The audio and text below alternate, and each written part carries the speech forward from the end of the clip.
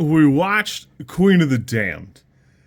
In this loose sequel to Interview with a Vampire, The Vampire Chronicles, the Vampire Lestat has become a rock star whose music wakes up the equally beautiful and monstrous queen of all the vampires. It's about 101 minutes, and I guess that's a generous way to put it. It is loosely a sequel. It is technically a sequel to Interview with a Vampire. I would argue that not really, because it does seem to take its place in its own continuity. Some for a lot of reasons, not just because the original cast didn't want to come. Brad Pitt hated the original production, and Tom Cruise was way too big at the time. Although during Mission Impossible 2, he probably could have made some time. I don't know. This is a tough one for me because this came out when I was like 12, 13. So I remember it very fondly, and the right answer is that I should not. The book it's based on is really not what's presented here. The movie is basically an amalgamation of both The Vampire Lestat and Queen of the Damned, two different books. They're not terribly long, but there is a lot going on, so there's a lot to unpack here. The Vampire Lestat is a book that is a direct response to Interview with a Vampire. If you recall, at the end of Interview with a Vampire, Lestat wakes up and decides he doesn't like the way Louis has portrayed him and abducts the same interviewer and decides he's going to tell his story. And a lot of it's wrapped up in basically the course of Lestat's life. It's pretty storied. Even if you just look up an article, it goes on for a little while before he's even turned into a vampire by Magnus, and then turns his mom into a vampire, turns his boyfriend into a vampire. There's a lot going on. There's a lot about the circus, another vampire coven. It's a while before we're even down to it's time to meet with Louis, turn him into a vampire, eventually turn Claudia into a vampire, have a big Depresso Espresso episode about it, and, whatnot. The problem is effectively a lot of these characters are amalgamations of a couple different characters or pushed to the side to make something work. There's a lot of back and forth about, this group of vampires or that group of vampires. They all more or less agree that they need to keep it a secret, but they all believe very different things. And there's a ton of these books that's wrapped up in Lestat's morality and how he very much tries to only really eat from evildoers. He makes a big point of it a lot of the time. And Queen of the Damned and the Vampire Lestat tie into a lot of these things here, where it also goes back to the original vampire, which is Akasha and Enkil, who we see as statues, and we certainly see a lot of Akasha in Aaliyah, although I will admit a lot of her vibes get watered down. They were emperors and empresses. That red-haired witch who's quote kind of haunting Jesse isn't just some lady. She's not some random vampire. She's basically the fourth or fifth vampire, but she's also responsible for creating vampirism. They sick this demon upon Akasha and Enkil, and when Akasha gets assassinated, and the demon or spirit or whatever it is possesses her, fills her with the thirst, turns her into a vampire, she turns Enkil, they turn this other guy. It's a whole thing. There's a whole thing here, so much so that Meket and Maharet are like grievously injured right before becoming vampires, and the one gets her eyes taken out, the other one loses her tongue. The one who loses her eyes has to constantly harvest new eyeballs from humans, and again, it's a pretty big deal. Like, she's not just some lady in a compound. She's watching over what she thinks of as the prime family that stretches across. It's a whole thing. There's a whole lot going on to it. But somewhat notably, Akasha isn't just running around acting like a jerk. What turns her into a statue is she and her husband basically become so overwhelmed and overpowered, they become comatose. A couple of times they expose the statue to the sun, and it has such a dire effect. Lesser vampires just burst into flames all over the world. So throughout the movie, you see Akasha lighting people on fire. She was doing that from across the world, just kind of randomly at times during the Queen of the Damned. Like, she just would deliberately kill vampires. It's kind of wild. So it's not just some random thing. That confrontation towards the end of the movie is kind of right because Akasha shows up and demands that they either get on board or die.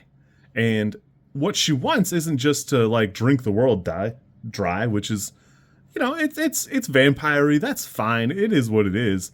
Akasha's decided for some reason she'll kill 90% of the men and create an Eden.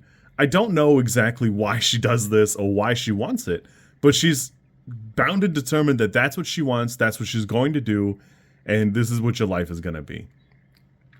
It's amazing how fondly I remember this movie because I remember Stuart Townsend doing a pretty good job. I like Aaliyah in it, Marguerite Moreau, Vincent Pérez. I think everybody's presented pretty well. There's certainly the vibes of the books that you want to get, but that's really what the movie is. It's really just an MTV clip show with interesting editing and really bad special effects. Unfortunate because by 2002, we'd had some pretty good special effects. We knew what to do, but in the same way that like a lot of movies of its time kind of fumble a lot of things like this, it just doesn't last. Bizarrely, I remember this soundtrack super well. I remember Jonathan Davis being very, very involved in it. Wayne Static, David Draymond, Chester Bennington. I remember a lot of the soundtrack, but I think it does carry a fair bit of it. It really is a shame that Aaliyah passed. I remember when I was younger reading that Anne Rice had complained about the movie, and I thought, oh, okay, that's pretty common for like a book to a movie. In this case, she's absolutely right. She's absolutely right to think that this is like a weird travesty because it really is only the Vampire Chronicles in name. Above and beyond like all this other stuff, there's an element of it where carnal relations are not a thing for the vampires. So much so that you can read entire articles, novels, books. You can read books about these books, about how it influences queer writers and queer culture. There's a lot of things going on about it that Anne Rice has openly spoken about it. You know, she didn't see it at the time when she says she was writing it, but later on she absolutely acknowledges it. There's a lot going on to it where the vampires are not sexual creatures. They can do a lot of things, but they're not sexual creatures. It's a very defined point in the books. It's actually kind of weird to me that it's never been a thing in the adaptions. I understand it's strange, but I feel like it's definitely a factor because Louis and Lestat keeping Claudia the prepubescent vampire girl is weird, but it's way weirder if they are regular men. If they're not men, I don't know. It's not that weird that they turn her into a vampire and keep her for a billion million years, whatever. But it does feel like it has different energy to me. And weirdly, we've adapted this twice now, and I haven't watched the show, but my understanding is it's still a presence. And it's not as much that Lestat was homosexual. He was absolutely homosexual, but his relationship with Louis is very different from his relationship with Nicholas. It's just a different thing. So it's kind of bizarre to me how it's presented here.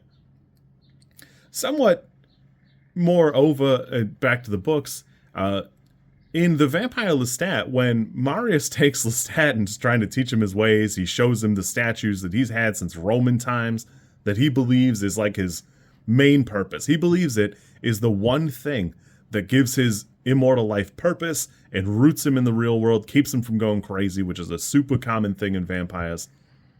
Lestat is okay for a little while, but then takes his violin, goes and plays for him. It's a whole thing that immediately starts breaking the rules. It's basically Lestat's main thing, is being a brat prince and doing the thing he was absolutely forbidden to do. So, I don't know, this is fun. I like the movie because of the vibes, but I'd be lying to you if I said it was any good. On a rewatch, I think this is a 3. Not only did I rate this before I even looked at the books, it's so far removed from being a good movie at all. I don't know what I saw in it other than like at 13 and 12, I just liked the vibes. I thought it was cool, and it's got vibes. It's got vibes in spades, but unfortunately, it doesn't really tell a good story. People just amble from one thing to the next, and for no real reason.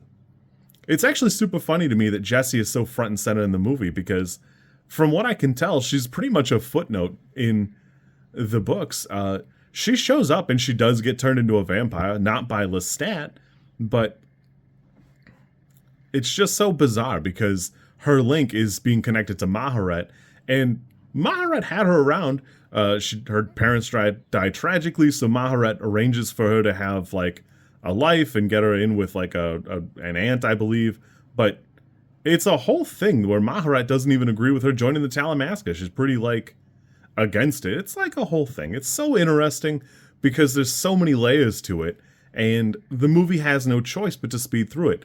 Warner Brothers decided they were going to make a movie because otherwise the rights would revert back to Anne Rice, and Anne Rice certainly had plans. In 1999, she was talking very actively about what her plans were and how excited she was for the rights to revert back to her. And once they figured that out, they immediately like threw this movie together, and it absolutely is just slapped together. I don't know what more you could do to turn 100 minutes into these two books. The two books are probably, I don't know, 700 to 800 pages between the pair, so they're not terribly long, but short of it being a handful of montages a couple of times, I'm not sure, because it would probably take you half an hour just to tell the story of Enkil, Aaliyah's character, Akasha, Maharet, and Mekhet. Just those four would take you probably half an hour to kind of like set it up as like a pre-Egyptian drama, and then this is how vampires were made, and then some things went wrong for like 50 years after. It's a whole thing. I don't know. I had a good time. Revisiting it is certainly nostalgic for me, but it's definitely rough. It's got vibes in spades, but that's really all it's got.